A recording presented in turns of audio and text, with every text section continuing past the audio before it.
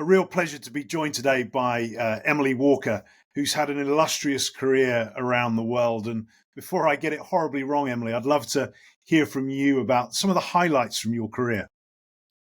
Thank you, Jess. It's great to be here. The highlights from my career, it's quite long, but I started in the public sector, kind of International Monetary Fund for 8 years. Then I was Mhm. at the U.S. Treasury with Secretary Brady, wrote the Brady Debt Plan.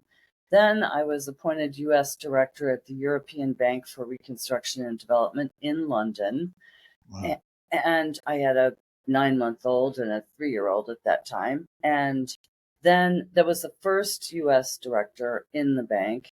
And then after that, I went to work at Citibank, and I was in London, and then I was in New York on 9/11. And then after that, I worked on the 9/11 Commission. And then I went back to Citi, created the partnership between Citigroup and the World Food Program, spent some time in Africa. And then after that, I went back to Citi. It was 2008. Everybody got fired, got appointed to be the chief operating officer at Barclays, and everybody got fired there. And after that, I've been a consultant. But I've done capital raising globally. And in the last 4 years, I've been in blockchain and crypto, Wow. trying to learn the high tech stuff and helping blockchain companies get business continuity plans. So it's been kind of a long, evolved career, but hey And, ho. and it's so varied. And I'm sure as we get into this interview, a lot of varied examples to draw on. But when you think of high performance, what's the one experience that springs to mind for you? High performance is, I think, when I worked on the 9/11 Commission, which Mm. wrote the report to the President of the United States.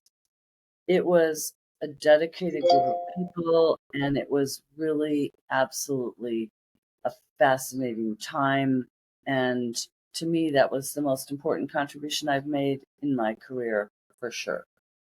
I'm sure, and I would imagine some of the emotion around that Mm, could be yes. all consuming. What was it that made that 9/11 Commission so high performing in your view? I think it was clearly the seriousness of the issue, the importance that it had. This is in 2003, 2004. So it was 2 years after the event. Mm. And yet we had full access to everything. We could understand everything that happened. I was a part of the New York team, and we wrote the story of the day. The chapter is called Heroism and Horror.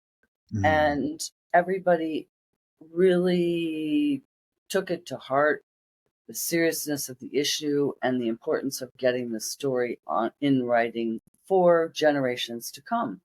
In fact, my team is meeting me in DC in a week and a half. We're having the first reunion since Wow. we wrote the section of the book. But I think it was the seriousness of the issue and the commitment we all had to getting it down and getting it right.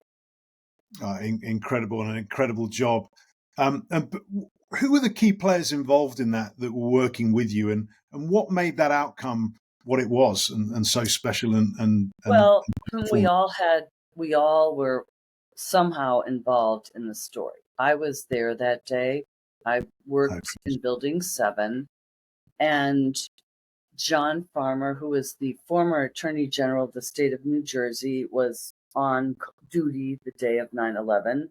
Mm. One of the other guys on our team had two brothers who died in Cantor Fitzgerald. One of our team members was a survivor in the Pentagon, miraculously. And everybody was connected to the story. And so that's what's so exciting about going back next week. And the guy who was in the Pentagon, he was burning, and he happened to fall under a sprinkler system, and some rescue guy got him out of there. He's still alive. He had children afterwards. And, it's like an amazing group of people. And we were all affected by it Yeah. because I was walking toward a meeting. I didn't go in my building that morning because it was, I had a meeting and the subway coming from Grand Central Station was late. So I didn't even go by my building. I was in front of the New York Stock Exchange when the second plane hit. And the first plane had already hit. That caused me to be late. But I got out. I was walking down the street. I couldn't see anything because the buildings are really tall, so you couldn't see Yeah. anything. Second plane hit, woohoo, and a chair fell in front of me with partial body from the plane. And I ran like mad. I was going to jump in the East River, but Mm. I kept, I got in a car. In New York, you get in cars that have an L on the back of their car and ride with them whichever direction they're going and then get out and pay them some money. So I got in an L car. The guy was sobbing. I'm like, what's going on? And he goes, my daughter's in the World Trade Center. And I'm like, what are you talking about? I couldn't see anything. I didn't Yeah. have a clue what happened. And we drove up the FDR, and that's when I turned around and I saw the flames out of the building. And then we got over the bridge before they closed New York City down. So I got up there probably in 20 minutes. I mean, I ran out. I was going to jump in the East River and go swimming. But anyway, so that was my personal story. And the good thing about it is finally I'm over it. Finally. Yeah, I'm sure it's Because taken every everybody a year, lot of time. yeah, it did. It took me until 2 years ago when my daughters got married and we came back on September 10th. I didn't even know it was September 10th. The next day, I was fine and the TV was on, and my partner said, "Oh, listen, they're reading all the names." And I was like, "It's September 11th." And I finally was over it. But Yeah. it was Wow. 22 years or something until I got over it. But anyway. Tough for many people. And I know that's such kind of an extreme event, but the work that you did at the 9/11 Commission, if you take that example, what advice could you give to people in some of the issues and challenges that they face today? I think you really have to believe in what you're doing. And that is really critical because if you don't believe in it, you can't Mm. do a good job. You have to find it interesting and you have to care about it. You really have to believe in it to do that kind of a good job. And then you can use to the best of your ability. If you don't believe in it, you don't trust it, you don't think it's worthwhile, you won't accomplish that. Obviously, not all events will be at the level of the 9/11 Commission, but you can move it to a better level if you actually believe in it, focus on it, think clearly, and use your skill set to the best of its ability. I didn't know anything about what I was writing about. I interviewed all the companies in the World Trade Center, and they said to me, what would we do to be prepared for something like this? Well, it doesn't matter if it's a hurricane, an earthquake, a terrorist attack, a fire, your own mess up. You have to be prepared as Too a right. person and as a company. There were people who could have gotten out of the World Trade Center if we'd ever known where the stairwell was. We never knew. How would you Mm. know?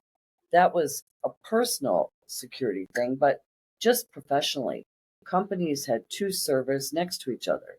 Redundancy, not so much if the building goes down. Yeah. So there's a lot of lessons learned. I don't think they've all been learned, but I didn't know anything about first responders or anything. We had to learn it all from scratch, and it was quite an experience. But anyway, it worked, and it's still in my heart. And I still believe that business continuity and preparedness, for whatever the cause, it doesn't matter, and you Yeah. have to practice it. I was at Barclays and Canary Wharf. And I said, we got to do a full building evacuation. They said, no, we can't do it. We don't own the building. The stairwells aren't insured. Really? Would you like to listen to the CEO of Cantor Fitzgerald on his last call, or can we do this? We did it, and guess what? We got down to the bottom, and our IDs only let us in. They did not let us out. If you Wow. don't practice, you will never figure that out. We would have all died, but Mm. we didn't because it was a drill. And Yeah. drills are really important, whether it's an operational drill, a physical drill, whatever it is, you've got to do it. And Well, that's my lesson learned. well, thank you, Emily. And let's hope the world never has to go through anything quite like that to Hopefully, experience something hopefully. so terrific. But from a performance standpoint, it brought out the best in all of us. Great. Well, thank you so much for your time, Emily, and look forward to spending more time with you as we go on throughout this year. Thank Thank you. you. Bye-bye. Bye-bye. As we've just heard from Emily there, a real poignant reminder of something that was so tragic in our history. And as we think about how that applies to our lives, make sure that we are doing the thing that we truly, truly believe in, because we've only got one life to live. But also make sure that we are prepared and we do the hard work around the planning about things that could go wrong. Because remember, be better, do better, and demand better. Let's go.